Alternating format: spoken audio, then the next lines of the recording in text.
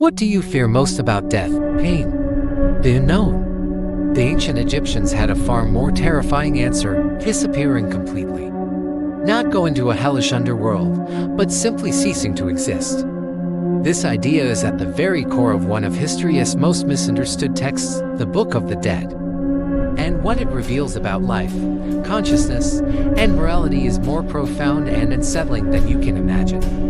Most people think the Book of the Dead is a collection of spooky curses and magical spells to ward off demons. That's a Hollywood caricature. The real name was the Book of Coming Forth by Day.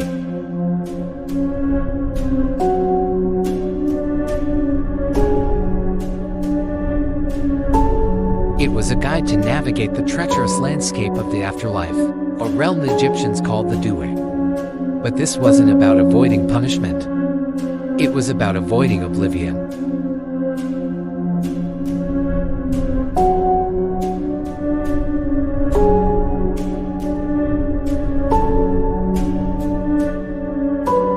This wasn't just any feather. It was the feather of Nat, the goddess representing truth, justice, and cosmic order.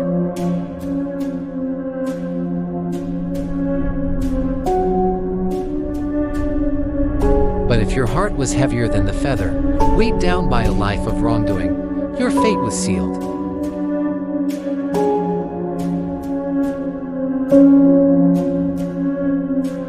A terrifying creature, part crocodile, part lion, part hippopotamus, named Amit, the devourer of the dead, would simply eat your heart. And then, nothing. You were annihilated. Your existence, your consciousness, your very being was erased from the cosmos forever. This singular belief tells us everything. For the ancient Egyptians, the ultimate horror wasn't suffering, it was non-existence. So, how did one ensure their heart was light enough? This brings us to one of the most remarkable parts of the text, the negative confession. Standing before the gods, the soul would recite a list of things it had not done. I have not stolen. I have not lied. I have not caused pain. I have not polluted the sacred waters.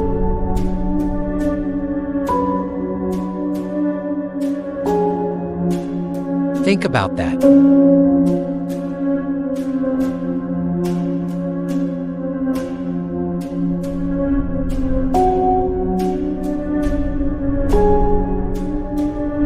It suggests that for the Egyptians, morality wasn't about blind obedience to a divine ruler.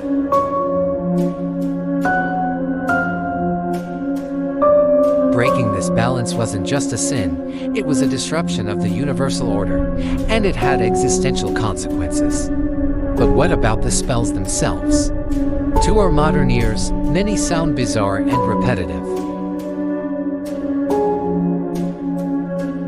I know you, and I know your names. Scholars once dismissed these as primitive superstition, but a new perspective is emerging.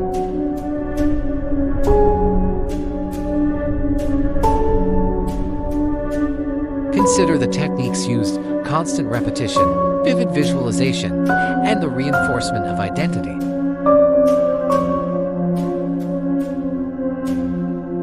It's being trained to hold onto its sense of self, to remain coherent and stable in the chaotic, disorienting state after death.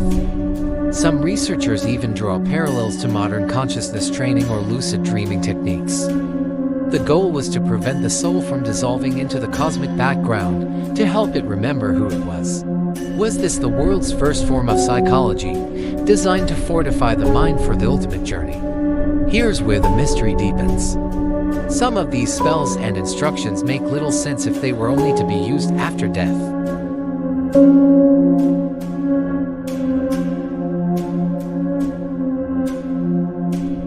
This has led some Egyptologists to a radical conclusion: the Book of the Dead was also a manual for the living.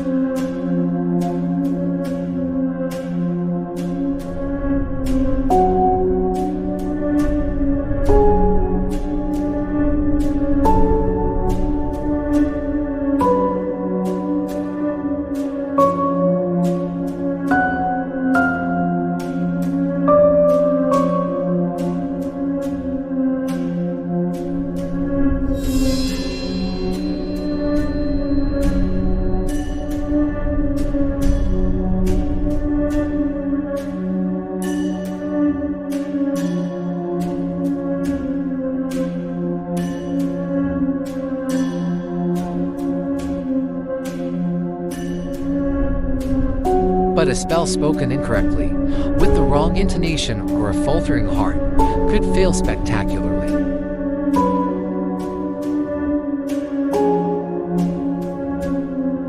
This knowledge was considered potent, even dangerous. It wasn't just a prayer book, it was a high-stakes metaphysical technology. When you look closely at the themes in the Book of the Dead, you start seeing its echoes throughout history.